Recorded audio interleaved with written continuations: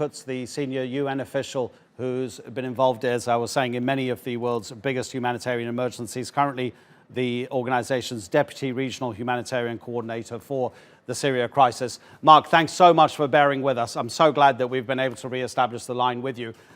We were just seeing you about 5 minutes ago outside, and I could see some trucks behind you. Tell us about what sort of, I presume that there's aid inside those trucks. What sort of assistance are you sending to Syria? Who's getting it and where are they? Yes, well, we have a massive aid operation.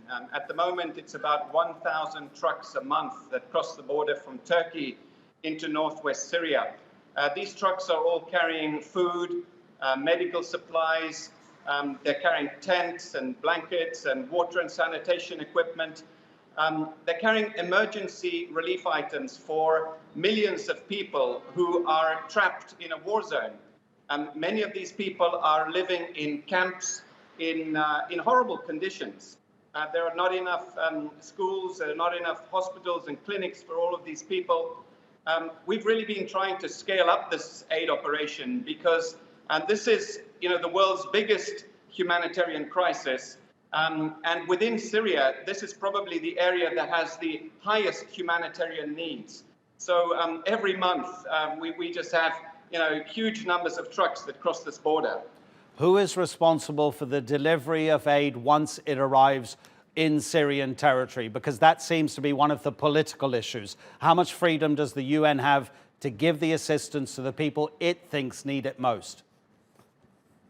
Well, the people on the ground who are receiving the aid and distributing it are Syrian organizations, Syrian humanitarian organizations. Some of them are international organizations, but they're all staffed by Syrians.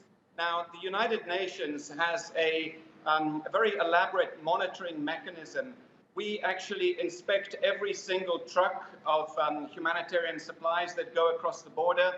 We then do monitoring at the warehouses on arrival. We then do monitoring at the distribution point, and we also do post-distribution monitoring.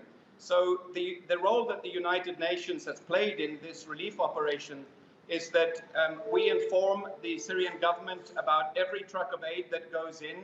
It's a very accountable, very transparent operation, and we make absolutely every effort to prevent any aid diversion, to prevent any interference in our humanitarian activities, and we've never detected any large-scale aid diversion because we do have very robust mechanisms in place to make sure that we know exactly where the aid is going.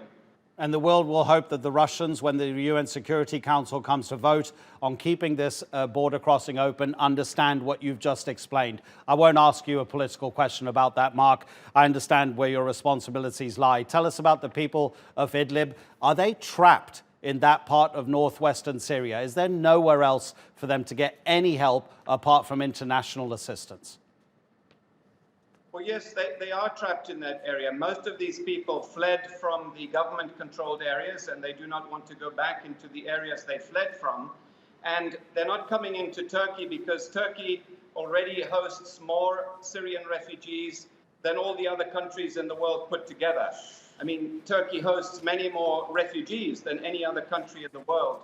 So, refugees are not coming into Turkey.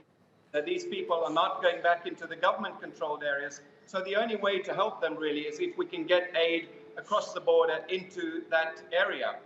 That's why it's so essential that the Security Council authorize the UN to continue this massive aid operation. Mark, thank you so much indeed. Mark Kutz speaking to us from Reyhanli on the Turkish side of the border with Syria.